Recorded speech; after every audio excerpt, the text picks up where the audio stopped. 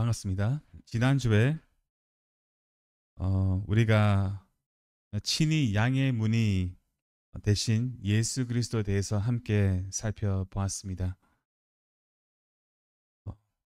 본문을 보기 전에 제가 말씀을 드리고 싶은 것은 구원은 행위로 얻어지는 것이 아니라 오직 은혜로 얻어진다는 이 복음의 진리가 요한복음의 구조 속에 고스란히 담겨 있다는 사실입니다.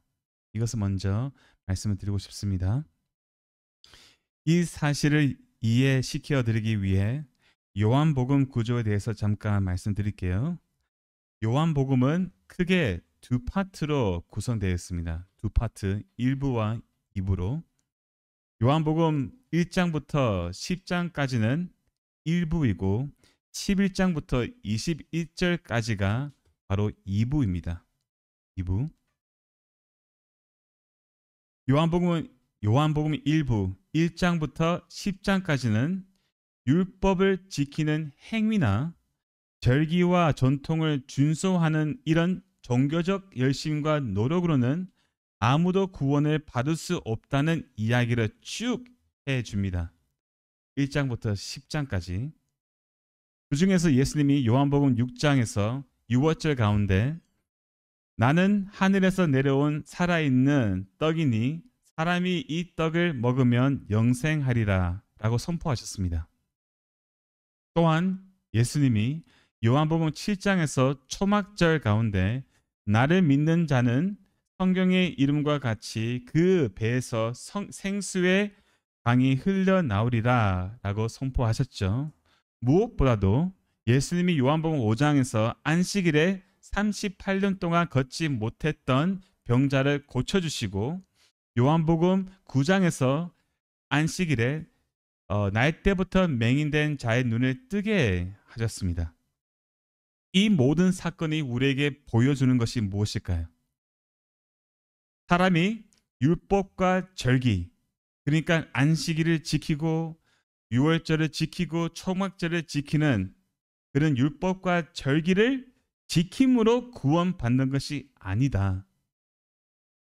오직 생명의 떡이신, 생수의 강이신, 생명의 빛이신 예수 그리스도를 믿는 믿음으로만 사람이 구원을 얻을 수 있다는 이 절대적인 진리를 보여주고 있습니다. 그런데 요한복음 1부의 핵심은 뭐냐면 생명의 떡이신, 생수의 강이신, 생명의 빛이신 예수님이 오셨은데도 불구하고 아무도 믿지 않았다는 거예요. 우리가 계속 보았잖아요. 1장부터 10장까지. 아무도 예수님을 믿지 않았습니다. 소수한 사람 빼고. 오히려 유대인들과 종교 지도자들이 예수님을 계속 잡아 죽이려고 시도할 뿐이었어요.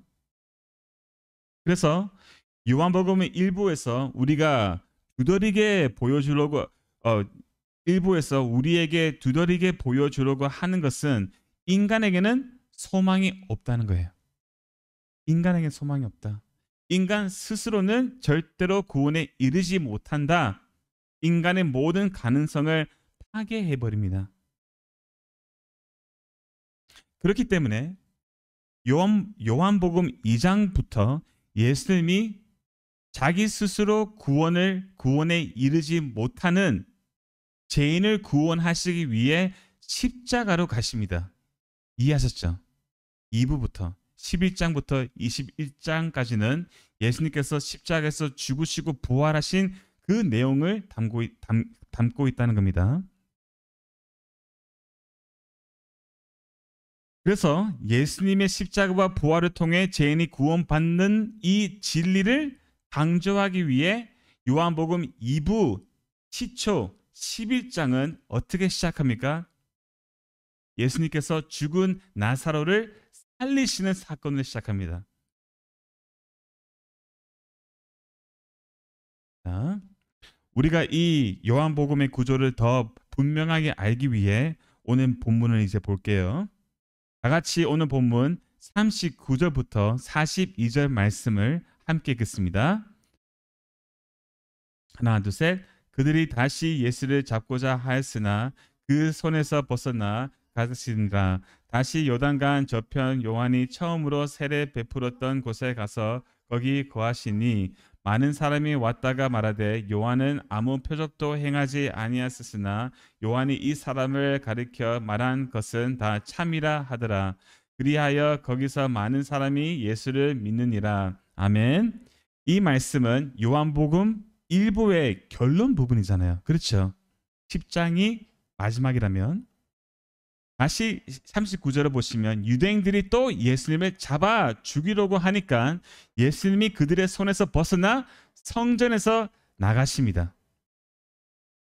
아시다시피 예수님의 공식적인 사역은 요단강 저편에서 시작되었죠.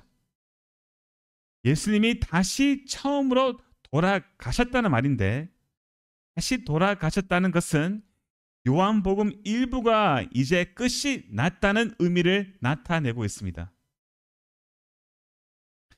41절 후반절을 보시면 세례 요한이 이 사람을, 죄송합니다, 보시면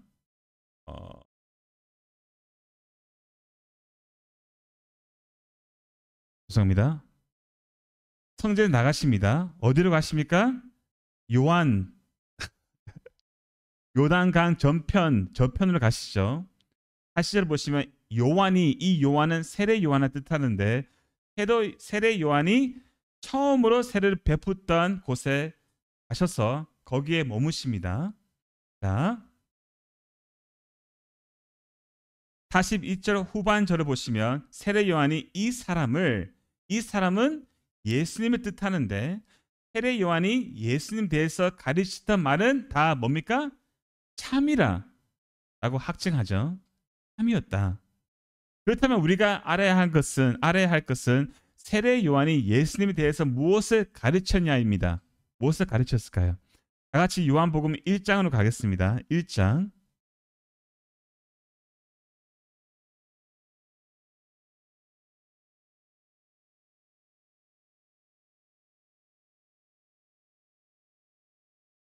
(1장) 4절부터 11절 말씀을 함께 읽겠습니다. 4절부터 11절 말씀 함께 읽을게요. 하나, 둘, 셋. 그 안에 생명이 있었으니 이 생명은 사람들의 빛이라. 빛이 어두움에 비치되 어둠이 깨닫지 못하더라. 하나님께로부터 보내심을 받은 사람이 있으니 그 사람 요한이라.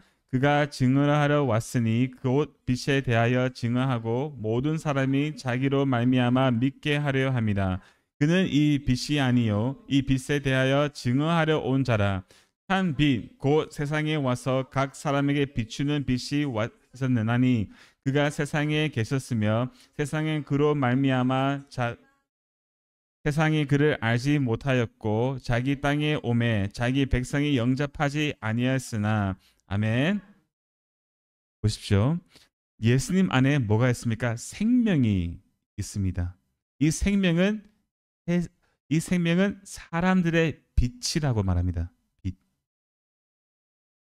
근데 그 생명이 비춰졌는데 사람들은 그 빛을 보고 깨닫지 못했다고 하죠. 세례 요한은 그 빛을 증언하기 위해 보내심을 받았다고 합니다. 그 참 생명의 빛이 되시는 예수님이 세상에 오셔서 각 사람에게 비춰주셨는데 아무도 알지 못했다고 하죠.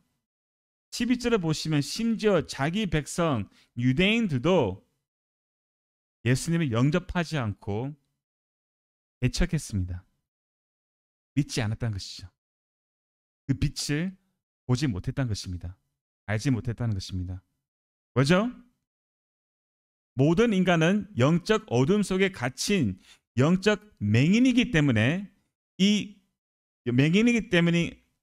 때문인데 이 인류의 비극적인 영적 상태를 요한복음 1부가 전제로 깔고 시작한다는 거예요. 죄송합니다. 제가 많이 꼬여가지고요. 그리고 이 말씀 그대로 요한복음 1장부터 10장까지 예수님이 끊임없이 복음을 선포하시고 이적과 표적을 나타냈음에도 불구하고 예수를 믿지 않는 인간의 완악함과 불신을 계속 보여주고 있지 않습니까? 그래서 요한복음 9장에서 날 때부터 맹인된 사람이 등장하는 거예요. 죄로 죽은 모든 인간의 영적 상태를 묘사하기 위해 그가 등장한 이유인데, 예수님이 날 때부터 맹인된 사람의 눈을 뜨게 하신 사건이 우리에게 전달해주는 메시지는 자신이 죄인인지 모르고 율법을 지킨다고 해서 스스로 의롭게 여기는 모든 자들은 진정한 맹인이라는 메시지입니다. 우리가 보았잖아요, 이미. 자, 여러분들 이해하고 계시는지 모르겠네요. 다시 본문으로 가겠습니다.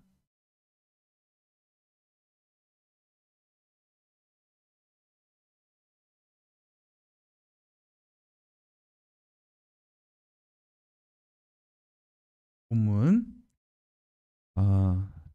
42절에서 세례 요한의 가르침이 참이라라고 하는 것은 생명의 빛이 되시는 예수님이 오셨으나 인간은 자기 가능성과 종교적 열심에 빠져 눈이 멀어서 믿지 않았다는 이 사실이 참이다 라고 말하는 거예요.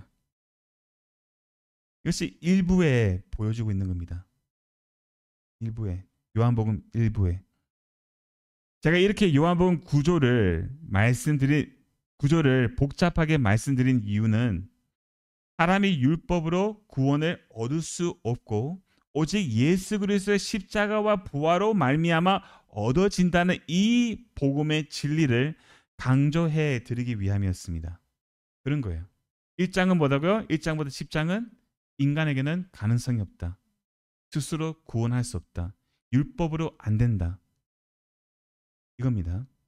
그리고 11장부터 21장 뭡니까? 그렇기 때문에 예수님께서 죽으시고 부활하셨다. 이 내용이에요. 요한복음 전체 내용이. 그렇다면 요한복음의 일부의 결론 부분은 어떻게 맺어져야 할까요? 어떻게?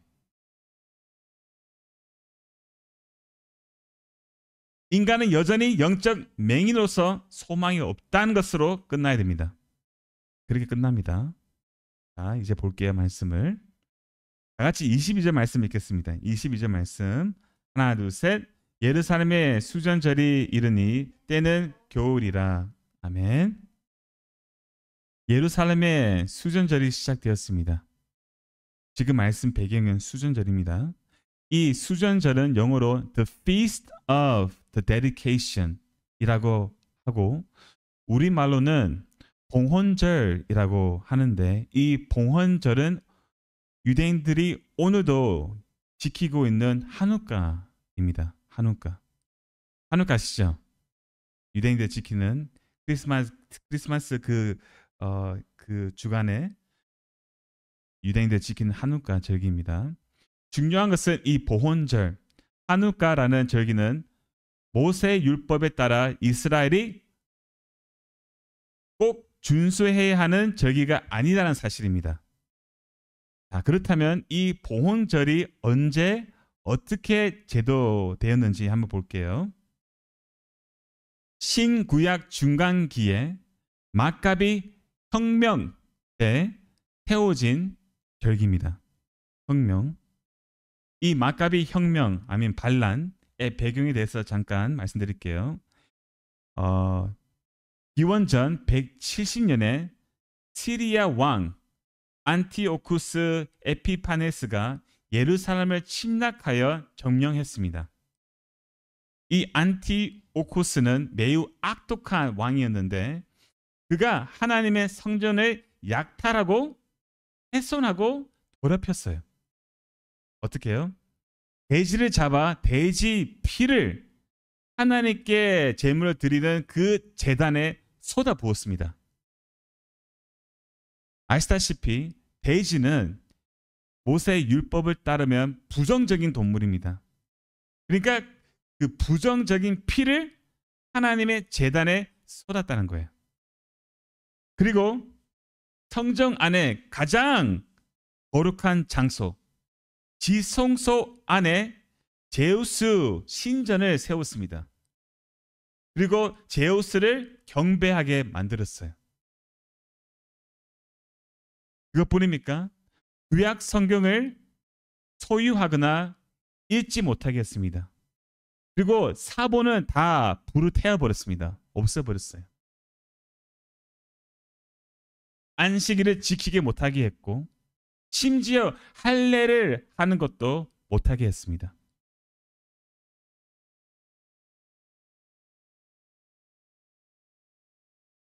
자, 이때 유대인들은 이 모욕을 거저보고 참을 수 없었겠죠. 그렇잖아요. 자기의 종교, 유대교가 박살났고 자기의 정체성이 없어진 것이잖아요. 그래서 제사장 가운데 있는 유다 마카비오라는 사람이 일어나서 반란을 시작했습니다. 혁명했습니다. 그리고 이 마카비오스가 이 시리아 왕과 안티코스과 싸웠는데 전쟁했는데 3년 만에 결국 마카비오가 승리했습니다.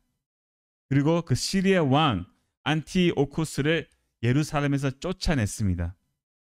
쫓아낸 후에 마카비오가 바로 성전을 깨끗하게 치우는 청결 운동을 시작했어요. 청결 운동.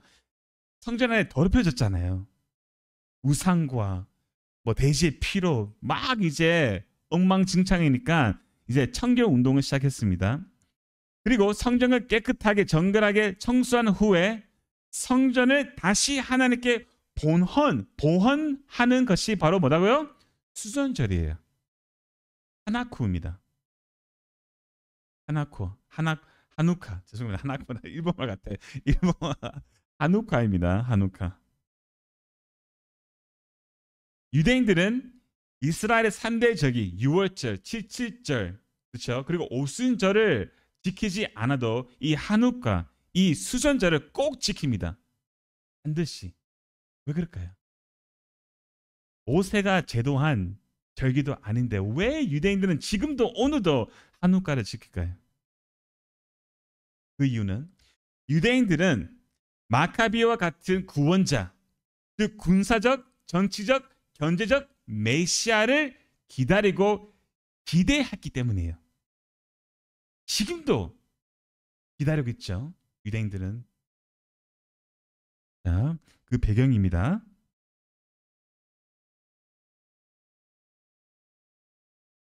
다 같이 23절과 24절 말씀 읽겠습니다. 23절과 24절 말씀. 하나 둘 셋. 예수께서 성전 안 솔로몬으로 행각해서 거시니 유대인들이 애싸웠고 이르되 당신이 언제까지나 우리 마음을 의욕하게 하려 하나니까 그리스도이면 밝히 말씀하소서 하니. 아멘. 예수님이 솔로몬 행각에서 계시는데 유대인들이 주님을 애워싸워서 당신이 언제까지나 우리 마음을 의욕하게 하여 하나이까 그리스도이면 밝히 말씀하소서 라고 정말 답답하고 짜증난 마음으로 예수님께 물어보는 겁니다. 물어봅니다. 헬라로 보면 짜증이라는 표현이 있어요. 짜증 내고 있어 지금. 이 말은 당신이 내가 생명의 떡이다, 내가 생명의 빛이다, 내가 선한 목자이다 이런 말을 계속 하고 있는데 우리는 그런 말을 듣기 싫고 그런 말을 그만하고 당신이 진짜 우리가 기다리고 있는 메시아임을 그 증거를 보여달라라고 하는 거예요. 그러니까 당신이 진짜 메시아라면 마카비오와 같이 혁명을 일으켜서 우리를 로마의 통치에서 구원해주고 해방해주고 경쟁을 회복해주고 다윗의 시대처럼 우리를 찬양하고 영광스러운 나라로 다시 만들어줄라 라고 만들어달라라고 말하는 거예요. 줄라가 뭐예요? 줄라 달라 말하는 거예요.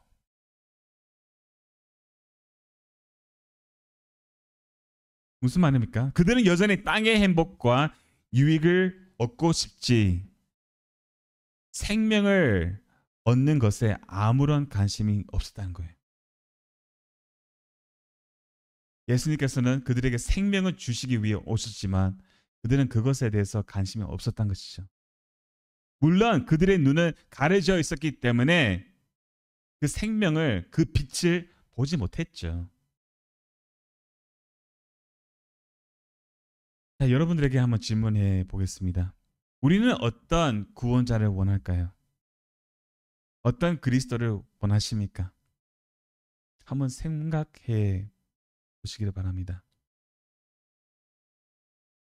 혹시 우리도 마카비와 같은 그런 구원자, 군사적, 정치적, 경제적 메시아, 그런 메시아를 원하지 않을까요? 우리의 소원을 성취해주고 우리의 문제를 풀어주는, 해결해주는 그런 구원자를 원하지 않을까요? 십자가, 예수 그리스도의 부활, 여기에는 전혀 관심 없고 어떻게 하나님을 이용해서 내가 어떻게 복을 받을 수 있는지 여기에 관심을 두고 있지 않고 있습니까? 만약 내 소원 성취, 내 문제를 해결을 위해 예수님을 믿는다면, 교회를 다닌다면 정말 죄송한 말이지만 영적 눈이 가려져 있는 겁니다. 확실한 증거입니다. 자, 우리의 필요를 구하지 말라는 뜻은 아닙니다. 구하십시오. 기도하는 가운데 하나님을 기대하십시오. 구하지 말라는 말은 아닙니다. 하지만 내가 소원하고 바라고 원하는 것이 누구를 위한 것인지 한번 생각해 보시기 바랍니다. 내 욕심을 채우기 위해 기도하고 있다면, 그것을 위해 기도하겠다면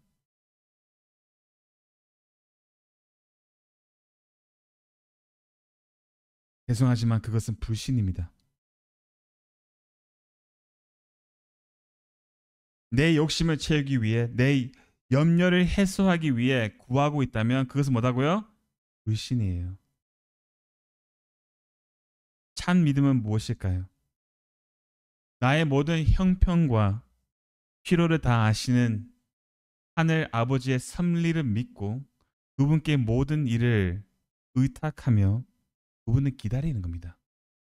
그것이 믿음이잖아요. 하나님이 정말 다 아시고 계시는데,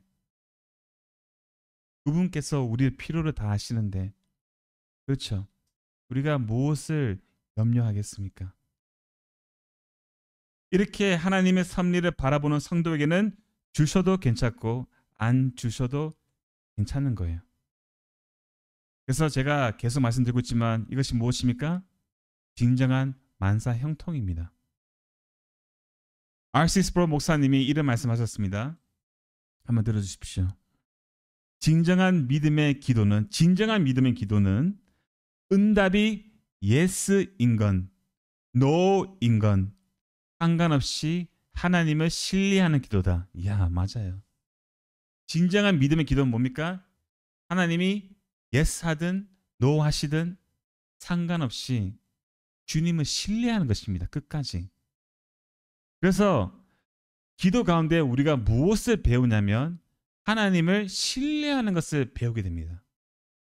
이것이 기도의 하나의 큰 목적입니다. 다 같이 25절 말씀 읽겠습니다. 예수께서 대답하시되 내가 너에게 말하였으되 믿지 아니하는도다. 내가 내 아버지의 이름으로 행하는 이들이 나를 증거하는 것이거늘. 아멘. 내가 너에게 말하였으되 믿지 아니하는도다. 유대인들은 계속해서 예수님의 말씀을 들었죠. 예수님은 끊임없이 그들에게 복음을 선포하셨습니다.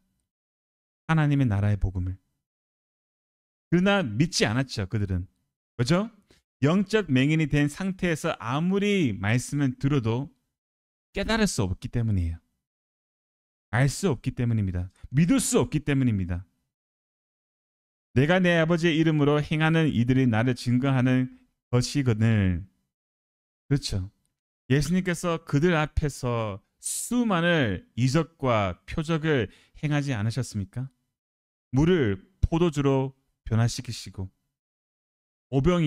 오병이어로 수많은 사람을 먹이시고 바닷물 위에 걸어가시고 38년 동안 걷지 못하는 병자를 고쳐주시고 날 때부터 맹인된 자의 눈을 밝히시는 이 모든 기적을 그들 앞에서 행하셨습니다. 그 모든 일을 무엇입니까? 예수님이 바로 메시아임을 증거하고 있습니다. 이 모든 일, 이 모든 사건을 유대인들은 똑똑히 눈으로 보았음에도 불구하고 예수님을 믿지 않았어요. 믿지 않았습니다. 여러분, 기적을 보았다고 해서 믿음이 생기는 것이 아닙니다. 기적을 보아달라. 그럼 내가 믿겠다. 그것은 말도 안 되는 것입니다. 기적을 보고 예수님 믿는 것이 아닙니다. 믿음은 주님께서 우리에게 주시는 선물입니다. 은혜입니다. 이스라엘 백성을 보십시오. 그들은 역사상 가장 놀랍고 최고의 기적을 경험하지 않았습니까? 출애굽 사건을 기억하십시오. 그렇잖아요. 이스라엘은 하나님께서 애굽에 쏟아부으신 10가지 재앙을 눈 똑똑히 보았습니다. 그런 기적들은 다시는 일어나지 않았습니다. 그럼에도 이스라엘은 어떻게 했습니까? 애굽에서 나오는 순간부터 하나님의 원망했습니다. 원망은 불신이거든요. 하나님 믿지 않았어요. 그 기적을 눈으로 똑똑히 보았는데도 불구하고 믿지 않았던 것입니다. 기적을 통해서 믿어지는 것이 아니란 겁니다. 꼭 기억하십시오. 26절과 27절 말씀을 읽겠습니다. 너희가 내 양이 아니므로 믿지 아니하는도다. 내 양은 내 음성을 들으며 나는 그들을 알며 그들은 나를 따르니라. 아멘. 유대인들이 왜 예수님을 믿지 않았던 이유를 지금 예수님께서 말씀하십니다. 왜 그들이 믿지 않았습니까? 너희가 내 양이 아니므로 믿지 아니하는도다. 예수님이 양이 아니었기 때문에 그들이 믿지 않았다는 거예요. 이 순서로 보십시오.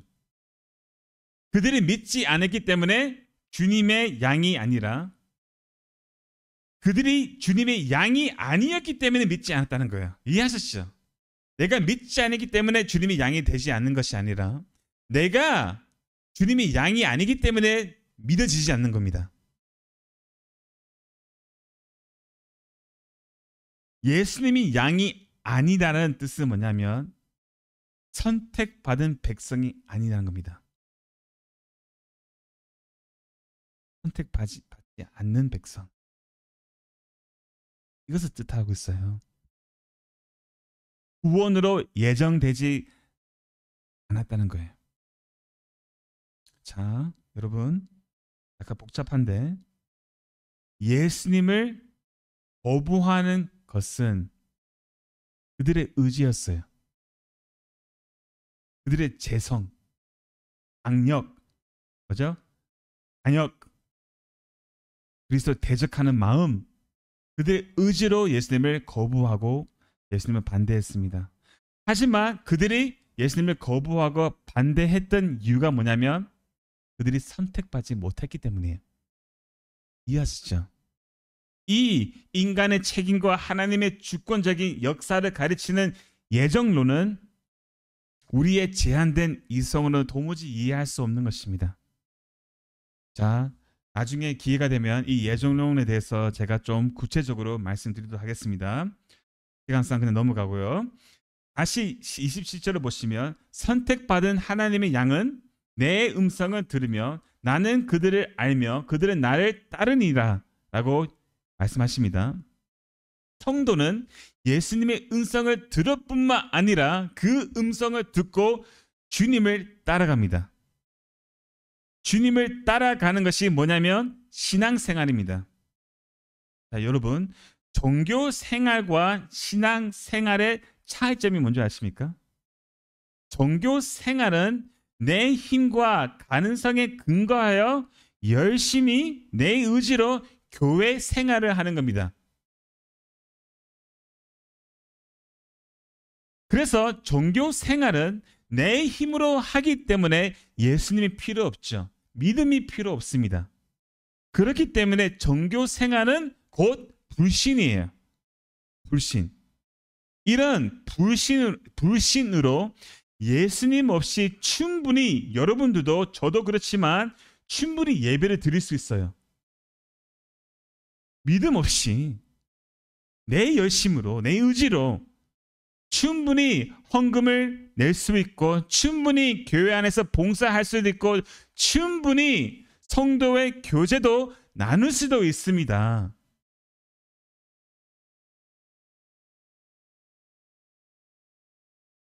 종교 생활입니다. 그럼 신앙생활은 무엇입니까? 우리의 선한 목자이신 예수님의 음성을 듣고 그분을 따르는 거예요. 따르는 거예요. 그렇다면 우리가 어떻게 예수님의 음성을 들을 수 있을까요? 중요한 질문입니다. 우리의 귀에 하나님의 음성이 세밀하게 들릴까요? 요게스 이고은 이렇게 들릴까요? 세밀하게? 아니죠. 그런데도 하나님의 음성을 직접 듣는다고 주장하는 사람들이 많습니다. 나는 하나님의 지통 계시를 받는다.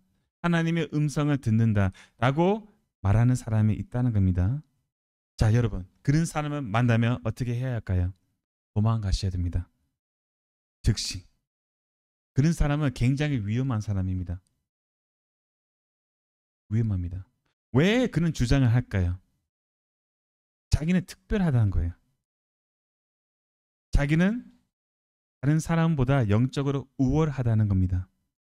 이것을 증명하는 거예요. 말하는 거예요. 나는 하나님의 음성은 들린다. 음성이 들린다. 여러분, 하나님은 이 66권 성경 외에 다른 계시를 주시지 않습니다. 하나님은 어떤 특별한 사람에게만 하나님의 음성은 들려주시지 않습니다. 많은 사람은 하나님의 뜻을 알고 싶어 합니다. 우리가 가끔 만나지 않습니까? 하나님의 뜻을 알고 싶다. 그렇죠. 여러분, 하나님의 뜻은 이 66권 말씀에 담겨 있어요. 근데 이 66권, 이 하나님 말씀을 베껴놓고 다른 확신을 얻고자 하는 것이에요. 마음에 어떤 확신을 갖고 싶어하고 어떤 음성을 듣고 싶어하고 어떤 증거를 보고 싶어 하는 것이죠. 어떤 사람은 기도할 때 마음이 뜨거워지면 그것이 하나님의 뜻이라고 말하는 사람이 있어요. 기도하는데 마음이 뜨거워져요. 이것이 하나님의 뜻이다. 이것이 하나님이 나에게 말씀하고 계신다. 이렇게 말하고 있다는 겁니다. 여러분, 그것은 소화불량입니다. 합병이에요. 소화제를 드셔야 돼요. 마음이 뜨거워진다고 해서 그것이 하나님의 음성이 절대로 아닙니다. 아닙니다. 그것은 그냥 내 감정이고 내 생각일 뿐이에요. 신명기 29장 말씀을 제가 읽어드리겠습니다. 감추어진 일은 우리 하나님 여호와께 속하였거니와 나타난 일은 영원히 우리와 우리 자손에게 속하였나니 이는 우리에게 이 율법의 모든 말씀을 행하게 하심이니라. 아멘. 성경이 말하는 것 외에는 하나님께 속한 감추어진 것입니다. 그 감추어진 뜻은 숨겨진 영역에 있기 때문에 아무리 우리가 알고 싶어도 알 수 없는 것입니다. 숨겨져 있잖아요. 그래서 성경은 내가 오른쪽으로 가야 하냐 왼쪽으로 가야 하나 그것을 말하지 않습니다. 그래서 성경이 없잖아요. 어디 쪽으로 가는 것이 맞는지 그것은 하나님께 속한 것이에요. 숨겨진 것이기 때문에 우리가 알 수 없다는 거예요. 하지만 하나님의 섭리를 믿는 성도는 어떤 쪽이든 어디로 가든 나에게 가장 유익이 되는 길을 택하고 그 길을 가는 것이에요. 이해하셨나요? 제가 잘못 조금 설명을 매끄럽게 하지 못한 것 같은데, 어디로 가든 어떤 길이든 그 길이 나에게 가장 유익이 되는 길을 선택해서 하는 겁니다. 그것이 바로 하나님의 섭리라고 믿고 가는 거예요.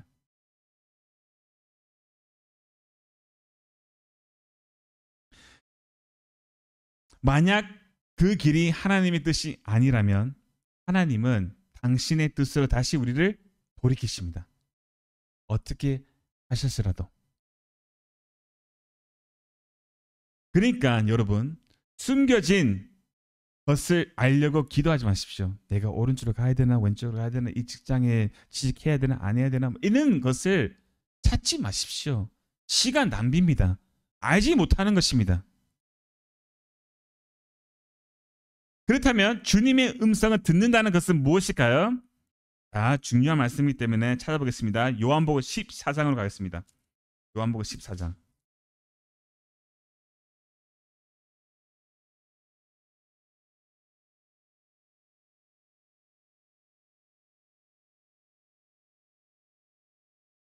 (14장) 26절 말씀을 함께 읽겠습니다.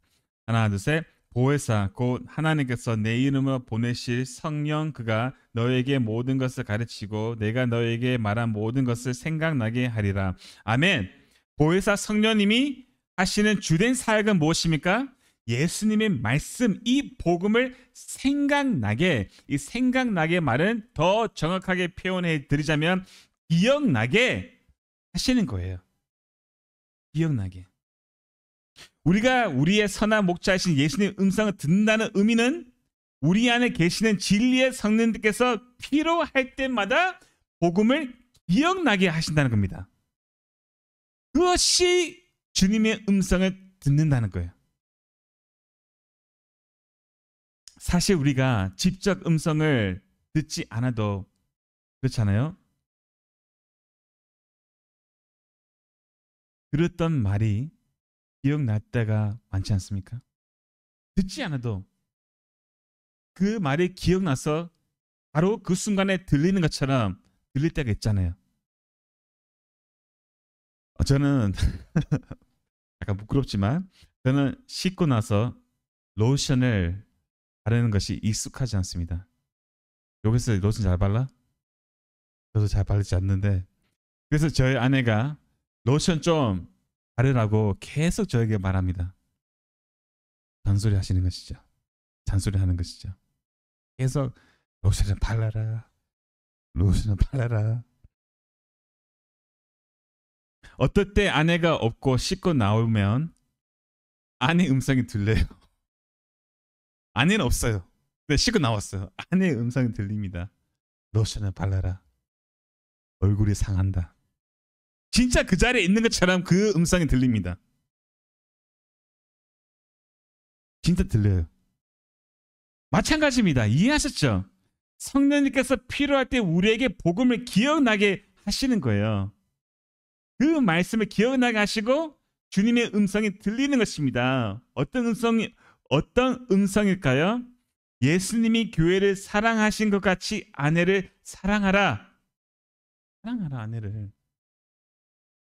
지체를 용서해라. 잘못을 용납하라. 예수님처럼 자신을 비우고 낮추라. 이렇게 말씀을 기억나게 하시고, 그렇죠? 그 음성을 우리에게 들려주신다는 겁니다. 누가요? 진리의 성령님께서. 자, 그 음성을 들릴 때 무엇이 필요하냐면 순종입니다. 순종. 그런데 여러분, 이 순종이 뭐냐면 자기 부인이에요. 자기 부인. 아무리 복음이 기억나도 그 음성이 들려도 자기 부인이 없으면 그 음성에 순종을 할 수가 없거든요. 그래서 주님의 음성을 듣는다는 말은 자기 부인과 똑같은 말입니다. 이해하셨나요? 주님의 음성을 듣는 것, 그것은 자기 부인과 똑같은 겁니다.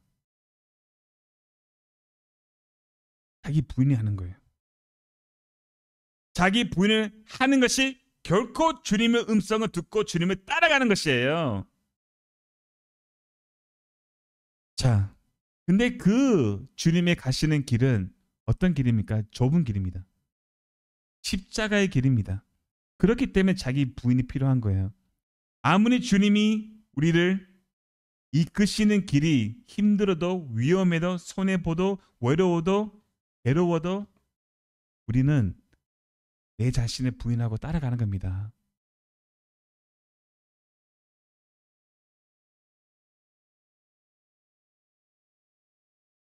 자, 28절부터 다시 본문을 가겠습니다. 시간이 많이 안 남았기 때문에 28절부터 30절 말씀까지 함께 하겠습니다. 내가 그들에게 영생을 주노니 영원히 말하지 아니할 것이요 또 그들은 내 손에서 뺏을 자가 없으니라. 그들은 주신 내 아버지는 만물보다 크심에 아무도 아버지의 손에서 빼앗을 수 없으니 나와 아버지는 하나이니라 하신대. 아멘. 하나님께서 택하신 양들에게, 교회에게, 여러분들에게 어마어마한 약속을 하십니다. 그 약속은 어떤 약속입니까? 하나님께서 택하신 양에게 영생을 주신다는 약속입니다. 영생을 주신다는 약속. 얼마나 놀라운 약속입니까?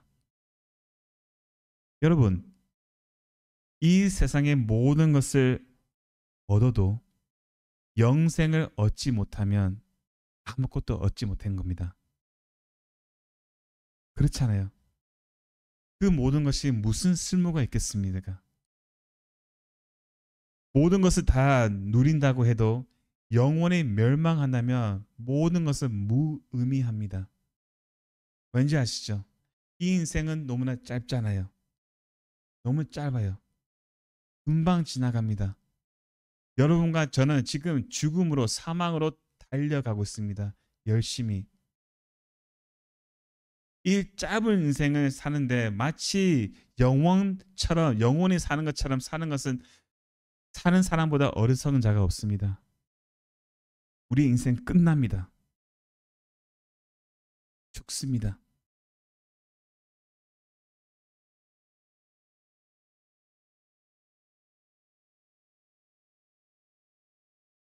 하지만 성도에게는 이 기가 막힌 약속 때문에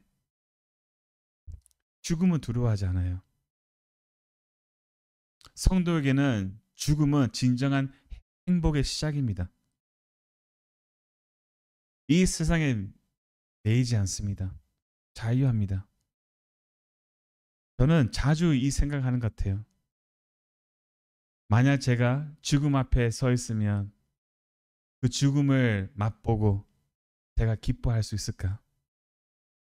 주님을 만난다는 그 기쁨, 그 소망으로 죽음을 맞이할 수 있을까? 이런 생각을 많이 합니다. 여러분들은요? 근데 우리가 그렇게 할 수 있어요. 뭔지 아십니까? 우리에게 영생을 주셨기 때문이에요.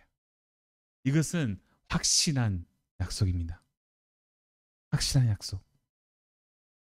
더 놀라운 것은 28절을 보시면 예수님이 그 영생, 그 구원은 예수님 손에서 빼앗을 가짜가 있다 없다? 없습니다. 없어요. 더더욱 놀라운 것은 만물보다 크신 아버지의 손에서 빼앗을 수도 없다고 말합니다. 무슨 말입니까? 여러분과 저의 구원은 확실히 보존되어 있다는 겁니다. preserved. 보존되었어요. 우리의 구원을 하나님께서 당신의 손으로 꽉 붙들고 계십니다. 누구도 그 구원, 그 영생을 빼앗아 갈 수가 없습니다. 누구도 그리스도의 사랑에서 우리를 끊을 수 없다는 겁니다. 자, 이거 진짜 중요합니다. 한번 들어주십시오. 우리의 구원은 하나님의 주권적인 손에 있기 때문에 아무리 우리가 실패해도 실수해도 절망해도 어리석어도 우리의 구원은 보존되어 있다는 겁니다. 무슨 말입니까? 나의 어떠함과 상관이 없다는 거예요. 없다는 겁니다. 이것이 우리의 구원의 확신입니다. 내가 무엇을 해서 구원의 확신을 갖는 것이 아니고 우리의 구원은 전능하신 자의 손에 붙들고 있기 때문에 확실한 겁니다. 그래서 우리는 의심할 필요가 없는 것이죠. 물론 우리는 의심하겠지만 그럼 막 살아도 될까요? 구원 받았으니까 그 구원을 우리가 이룰 수 없으니까 막 살아 된다는 말입니까? 아닙니다.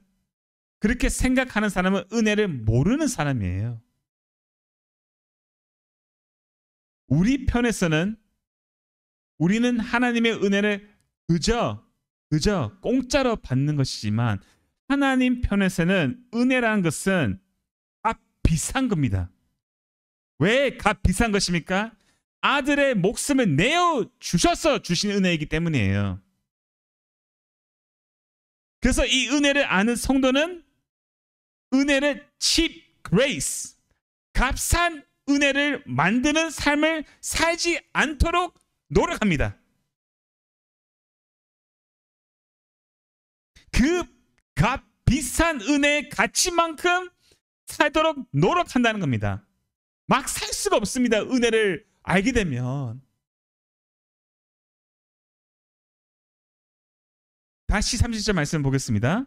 나와 아버지는 하나이니라 하신대 예수님의 손이 아버지의 손이시고 하나님의 손이 예수님의 손이시기 때문에 예수님과 아버지는 하나이십니다. 무슨 말입니까? 지금 예수님이 자신이 하나님이시라는 것을 말하고 계시는 거예요. 나는 하나님이다. 자, 그래서 이 말 때문에 31절부터 30 말씀을 읽겠습니다. 유대인들이 다시 돌을 들어 쳐러 하거늘 예수께서 대답하시다 내가 아버지로 말미암아 하러 가지 선한 일로 너에게 그 중에 어떤 일로 나를 돌로 쳐러 하느냐. 유대인들이 대답하되 선한 일로 말미암아 우리가 너를 돌로 쳐러는 것이 아니라 신석 모독으로 함이 내가 사람이 되어 잔치 하나님이라 함이로다. 아멘 아멘. 웃지 마십시오. 웃잖아 나도. 알겠습니다. 천천히 읽겠습니다. 시간이 이제 없으니까 빨리 가는 거예요. 죄송합니다. 네. 네.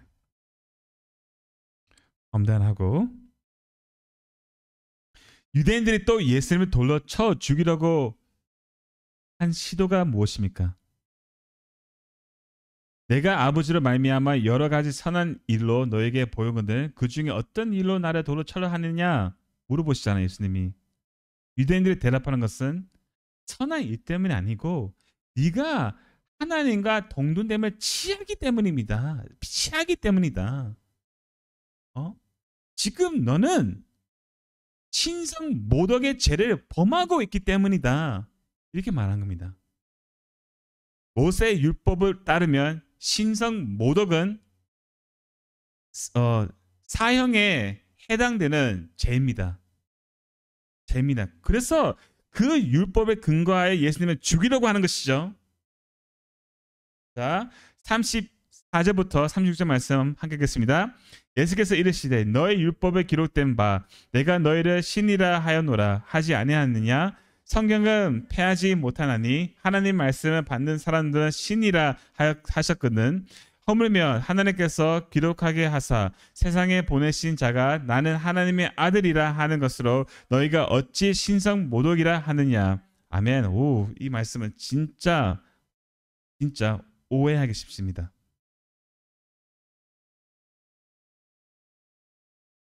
유대인들이 예수님을 계속 율법으로 공격하니까 주님도 율법으로 그들에게 말씀하고 계십니다. 보세요. 율법에 기록된 바 내가 신이라 하였노라 하지 아니하느냐.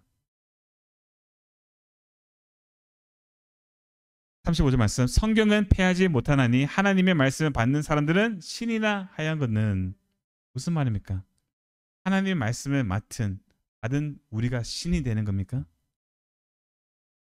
우리가 천국에 들어가면 우리가 신이 되는 것일까요? 아닙니다. 신은 오직 하나님 뿐이십니다. 그러니까 무슨 말일까요? 기록된 바 지금 예수님이 시편 82편 말씀을 인용하고 계시는데 시간상 제가 그냥 설명해 드릴게요. 하나님께서 그분의 백성들에게 법을 집행하는 일에 있어서 그분의 대리인으로서 하나님의 공의와 정의를 실행하도록 위임하셨습니다. 그러니까 이 이스라엘 백성 가운데 재판장들이 있었습니다.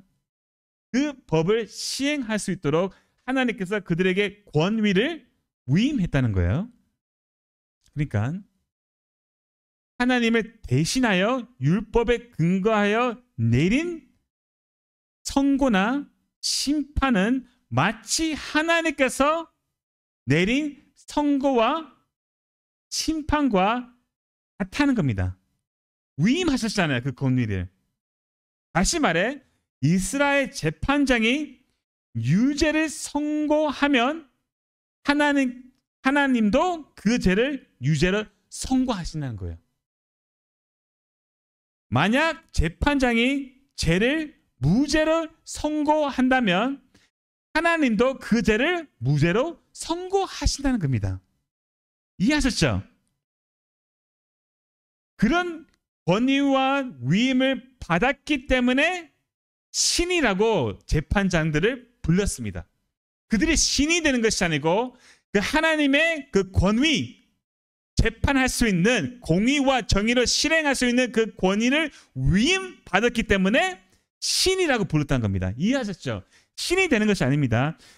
그러니까 예수님이 하시는 말은 무엇입니까? 율법에 따르면 하나님의 공의와 정의를 실행하는 자가 신이라고 부르지 않았느냐?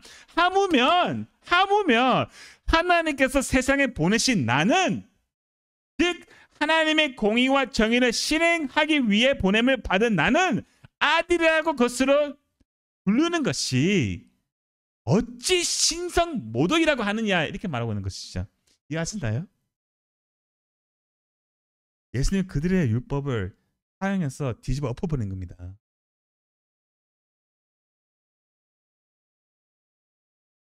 예수님이 하나님께서 보내신, 그렇죠?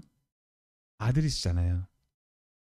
하나님의 공의와 정의를 실행하기 위해 오신 하나님의 아들이십니다.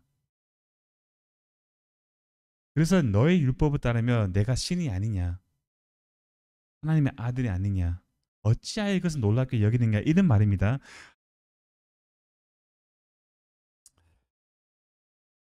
네, 37절과 마지막 말씀 뭐야? 이해하시는지 모르겠는데, 하나 둘 셋. 만일 내가 내 아버지의 일을 행하지 아니하거든 나를 믿지 말려니와 내가 행하거든 나를 믿지 아니할지라도 그 일을 믿으라. 그리하면 너희가 아버지께서 내 안에 계시고 내가 아버지 안에 있음을 깨달아 알리라 하시니. 아멘. 죄송합니다. 제 눈이 안 보여요 지금. 안경을 끼워야 되는 것 같습니다. 그래서 뭐죠 이거? 한국말로 뭐죠? 아가 이로 보이고 이가지고 헷갈리고 있어요. 물론 잘 읽지도 못하지만 원래. 자 요한복음 1부의 결론적인 말씀이죠. 그들은 예수님이 행하신 수많은 기적을 보았음에도 불구하고 믿지 않았다는 것을 말하고 있습니다. 예수님 말씀을 들었고 기적을 보았음에도 믿지 않았다. 이렇게 1부가 끝나는 거예요. 인간에게는 소망이 없다. 오직 하나님의 은혜로만 죄인이 구원받을 수 있다는 사실을 10장 마지막이 우리에게 분명히 보여주고 있고 1부가 끝나는 겁니다. 11장부터 우리가 볼 것은 예수님께서 십자가로 가시는 것입니다. 말씀을 맺겠습니다. 우리는 여전히 연약한 죄인입니다, 여러분. 계속 죄로 넘어질 것입니다. 영생을 얻은 자처럼 사는 것보다 이 땅에 속한 자처럼 살 것이에요. 여전히 우리의 소원을 구할 것이고 우리 문제 해결을 구할 것입니다. 선한 목자이신 예수님의 음성은 들어도 나를 부인하지 않고 내가 원하는 대로 살 거예요. 우리의 모습입니다. 그러나 우리는 끝까지 견인할 수 있는 이유, 끝까지 인내할 수 있는 이유, 우리가 결국 천국에 들어갈 이유는 뭡니까? 하나님이 당신의 은혜와 능력으로 우리의 영생과 생명과 구원을 보존하고 계시기 때문이에요. 우리의 힘으로 아니고 하나님의 은혜와 힘으로 우리를 보존하고 있기 때문에 계시기 때문에 우리가 끝까지 간다는 겁니다. 자, 이 어마어마한 진리 앞에서 우리가 어떻게 살아야 할까요? 다른 사람의 죄를 보고 정죄하거나 판단하는 것보다 어떻게 해야 됩니까? 기다려주는 것입니다. 하나님께서 우리를 위해 하시는 것처럼 기다려주는 거예요, 여러분. 우리 온지 교회가 이런 교회가 되기를 바랍니다. 성령님의 음성을 듣고 먼저 자기를 부인하여 먼저 용서하고 먼저 오래 참아주고 기다려주는 그런 은혜의 공동체, 그런 은혜의 공동체가 되기를 소망합니다. 아멘. 기도하겠습니다.